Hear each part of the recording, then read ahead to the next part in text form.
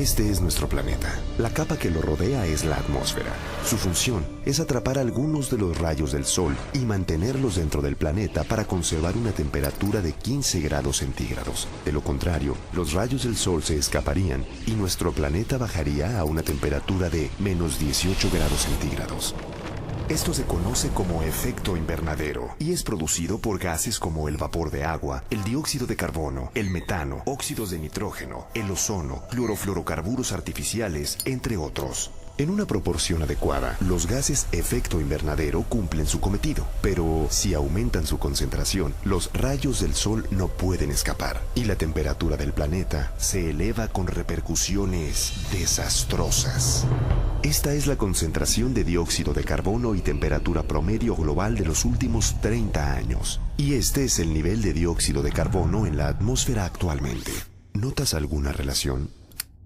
¿Por qué aumentan los gases de efecto invernadero? Hay tres factores fundamentales: la quema de combustibles fósiles, la destrucción de bosques que absorben el dióxido de carbono y el aumento de la población. Todo es un círculo vicioso. La población del mundo aumenta vertiginosamente, lo cual supone una mayor demanda de comida, agua y recursos naturales. Los árboles absorben un gran porcentaje de las emanaciones de dióxido de carbono, pero actualmente estamos destruyendo nuestros bosques y selvas, los pulmones de nuestro planeta, por satisfacer las demandas que nos llevan al tercer punto del círculo vicioso. Tecnologías obsoletas. El ser humano todavía utiliza plantas generadoras de energía a base de carbón. Esto se traduce en más de 2.500 millones de toneladas de dióxido de carbono emanadas anualmente a nuestra atmósfera. El uso excesivo del automóvil genera 1.500 millones de toneladas de dióxido de carbono que se van directo a la atmósfera. ¿Qué consecuencias traen consigo estas acciones? La respuesta es el calentamiento global. Al quedar atrapados mayor número de rayos del Sol, la temperatura del planeta aumenta. Esto ocasiona sequías, escasez de agua e incendios. Paradójicamente, el calentamiento global también produce lluvias e inundaciones más severas. ¿Por qué? Los rayos del Sol aumentan la temperatura de los océanos. Esto provoca mayor evaporación y precipitaciones más severas. Pero además, cuando un huracán entra en contacto con aguas más cálidas, sucede lo peor. El aumento en la temperatura ocasiona también que los polos se descongelen y como consecuencia más agua dulce entra al mar. Esto eleva el nivel de los océanos, provocando inundaciones severas. El problema es serio. Si los polos se descongelaran y el nivel del mar subiera 6 metros, arrasaría con lugares como Florida, San Francisco, Holanda, Beijing, Shanghái, Calcuta, Bangladesh y en México a Tamaulipas, Veracruz, Tabasco, Campeche.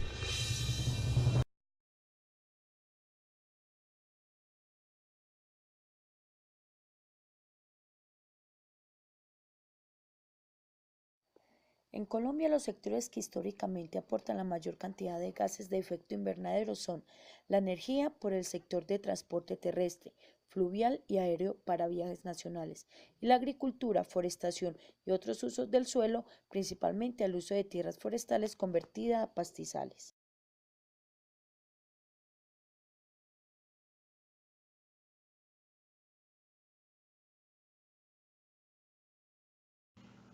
Los páramos son ecosistemas típicos de las altas montañas de la cordillera de los Andes.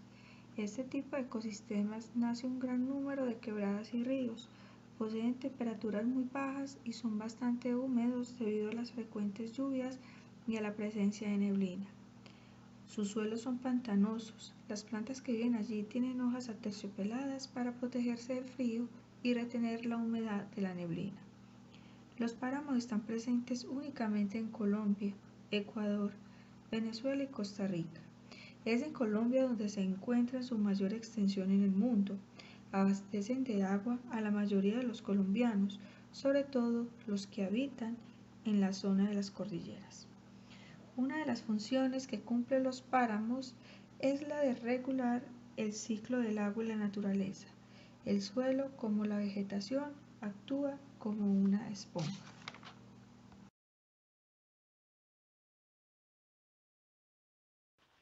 Las principales causas de degradación de estos ecosistemas han sido el establecimiento de cultivos de papa o amapola y la introducción de ganado, pues para poder sembrar en los páramos es necesario el desmonte y la quema de la vegetación natural para adecuar el suelo, fertilizándolo y arándolo para que pueda ser cultivado.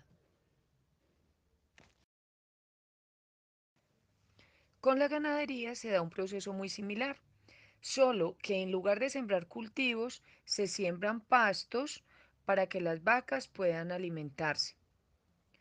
Al realizar todas las actividades anteriores, la función de esponja retenedora de agua del páramo desaparece. Ya no hay vegetación que capte el agua. El suelo ha sido pisoteado por las vacas, maltratado por el hombre y ha perdido la porosidad que le permitía retener la humedad. En estas condiciones el páramo ya no puede regular el ciclo del agua. En invierno las fuentes lluvias arrasan con el suelo, erosionándolo y además los ríos se desbordan y se producen inundaciones que afectan a muchas personas. En verano se producen sequías severas, los caudales de los ríos se reducen o desaparecen y por lo tanto el agua que puede ser captada para abastecer los habitantes de las regiones o ciudades cercanas también disminuyen o se agota por completo. Lo anterior podría ser causa de graves desastres para ciudades en las que el agua proviene de los páramos casi en su totalidad. Con la desaparición de los páramos o la disminución de su extensión, también conlleva a la desaparición del hábitat de especies emblemáticas como el cóndor de los Andes o el oso de anteojos. También podrían desaparecer para siempre muchas especies de plantas que viven únicamente en estas zonas.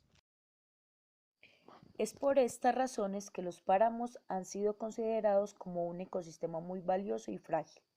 En Colombia ya el gobierno ha tomado algunas medidas para protegerlo, pero es importante tener en cuenta que la protección de los páramos no es únicamente tarea del Estado, cada uno de los ciudadanos también puede ayudar a conservarlo.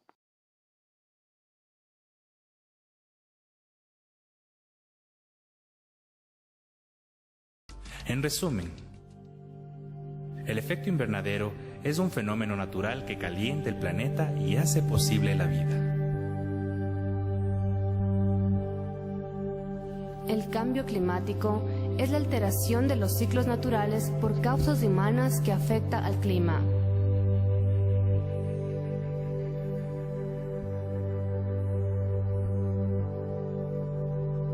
Recuerda, las consecuencias del cambio climático pueden ser muy graves.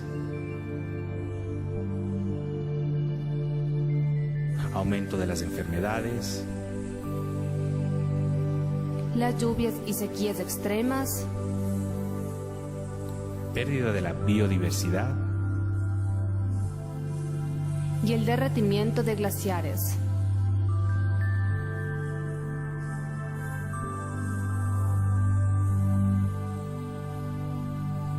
Hay dos opciones para enfrentar el cambio climático: la mitigación y la adaptación.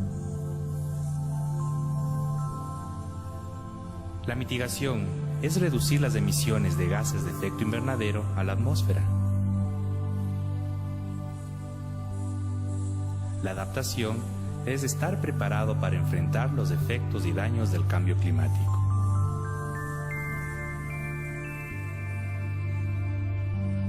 Tanto la mitigación como la adaptación son dos medidas necesarias.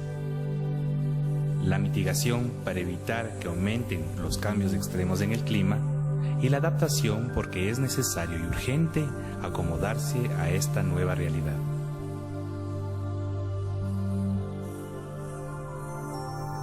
Recomendaciones para la mitigación: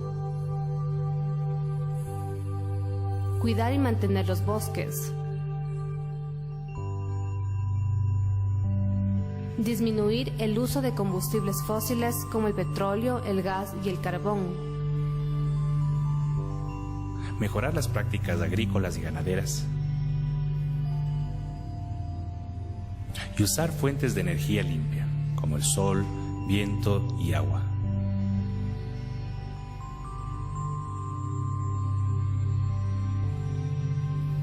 Recomendaciones para la adaptación: Compra focos ahorradores de energía en vez de focos comunes.